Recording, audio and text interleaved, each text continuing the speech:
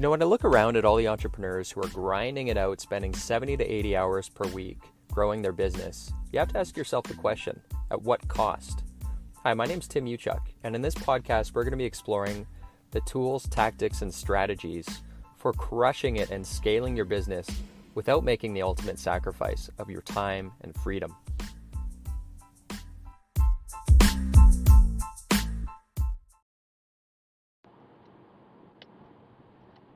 Hey, what's up, everyone? Tim Uchuk here, coming to you from a rainy Vancouver Island. We are just a few weeks out from Christmas at the time of this recording, and I haven't recorded an episode in just over a week. I went on for those of you following, I was snowboarding in the BC, British Columbia interior on the weekend, thinking that I was still 20 years old, and feel like I might have cracked a rib or maybe messed up one of the intercostal muscles there. But anyways, slowly on the mend here, and thought I would, on my way home, record a quick but vitally important episode for you based on feedback and questions I just keep getting on a regular, recurring basis from clients, and it just keeps coming up over and over and over again. And the thing that I really emphasize in my style of training, I guess, is that there's so many like tools and tactics and flavor of the month things out there when it comes to fixing issues around accountability and your ability to execute within your business and your productivity and your effectiveness when it comes to delegating. Where I like to focus is on the principled thinking. So regardless of the latest fads that come up, if you understand this principle, it doesn't matter. If you understand this, you'll just be able to apply it with whatever tool is appropriate in the given time or with the given scenario. So let me unpack this and give you a couple examples. And let's start at the very top by defining the problem. And again, the problem is around, I'll give you a couple examples. So one of them, one of my clients was talking about just struggling with accountability. So people are supposed to be doing something, but the reality is that they're not doing something. And this could be following standards. It could be showing up to work on time. It could be remembering to fill out paperwork properly. Anything that needs to be done when it comes to executing, and there being a gap between what should be done and the reality. That's the problem that we're defining and wanting to tackle here. And again, it's really going to come down to, and I'll sound like a broken record, but with all of this stuff when it comes to setting up a system to do your dirty work within your business, meaning that you no longer have to be the micromanager, the two rules are as follows. Number one, what gets measured improves. And number two, what gets measured and reported improves exponentially. So I want to unpack this and give a couple examples, useful examples in this episode. But I mean, it's the same way you might have heard inspect what you expect. And so let's go through a couple examples. One that's top of mind is in one of our businesses where we had a new team member join, actually a service coordinator. So her responsibility is for managing and keeping the work that we're doing, the service work, up to date and accurate and all that kind of stuff. And there's a tool that we use for putting in the scheduled dates, putting in the all the information when it comes to parts and all that kind of stuff. And really this applies to any industry. If you're using a tool, the gap was in the habit of not always filling it out. And if she was filling it out, it was often not filled out properly. Now, this wasn't her fault. I mean, I always say blame the system, not the people. So I'm not blaming the people in this scenario. But in the system, there was a gap in who had trained her. So it really was not conveyed to her the importance of filling this stuff out. So what did we do? We went back to the trusty old, inspect what you expect. And during our weekly meeting, and we mentioned this to her, we said we're going to start measuring once a week out of all of the fields, because we can do an export of this software. Out of all the fields, we're just going to measure the percentage that are actually filled out. and that'll give us, again, a percentage of compliance, if you will. So our first measurement was we were around 60%, which is pretty bad. So that means that 40% of the fields weren't filled out, which could mean it could lead to a cluster essentially with this part of the business.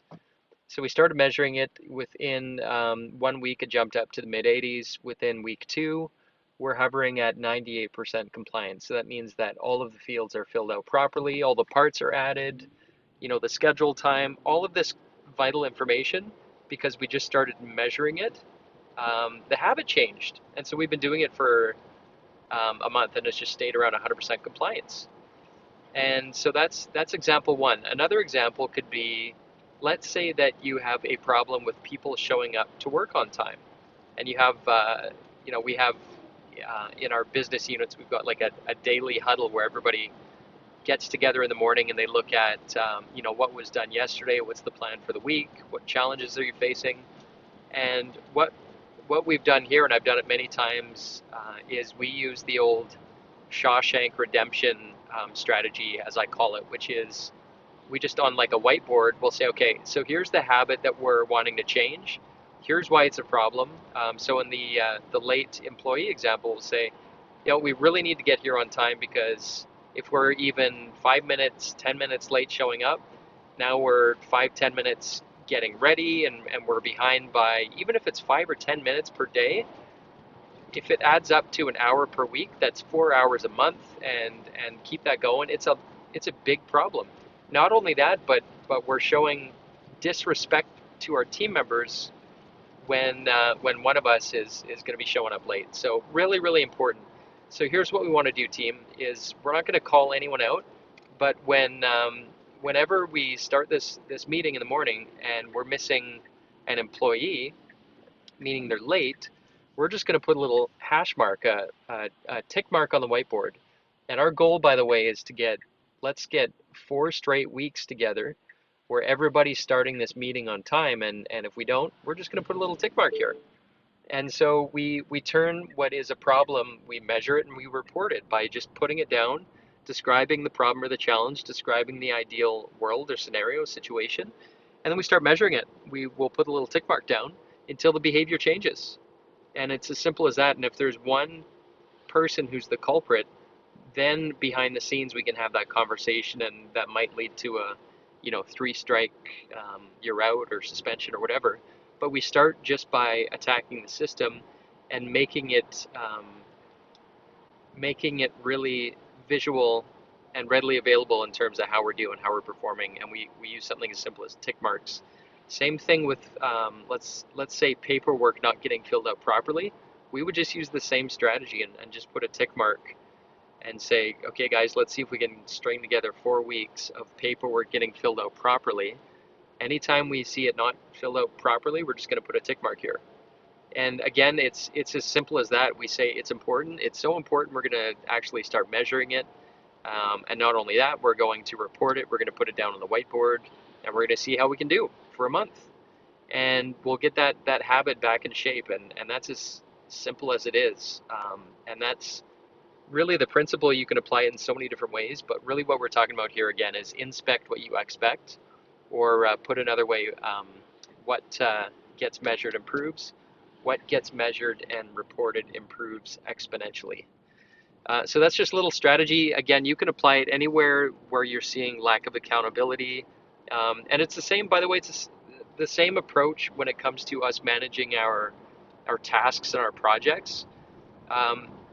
Within our tool, if you were to delegate and talk about something that needed to be done and there was no record of it, meaning, we'll use tools like Trello, or, even if you're using a Post-it note, if it doesn't go anywhere, you've just increased the chances exponentially of it not getting done because people get busy.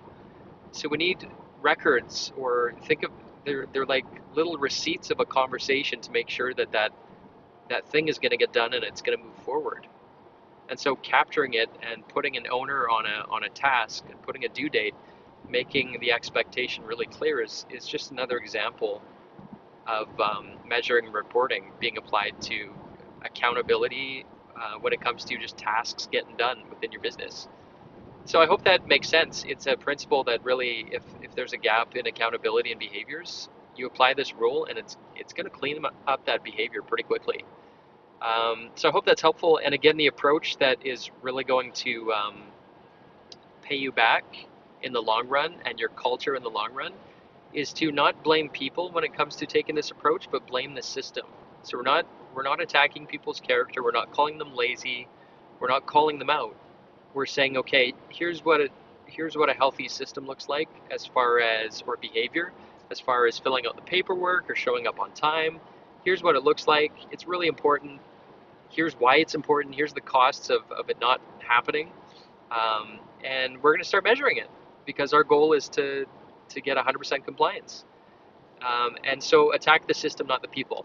And I think you're going to have some great results when it comes to strengthening the accountability within your organization. So hope that's helpful. Hope you could hear over the raindrops here as I am nearly home. And I will catch you guys soon.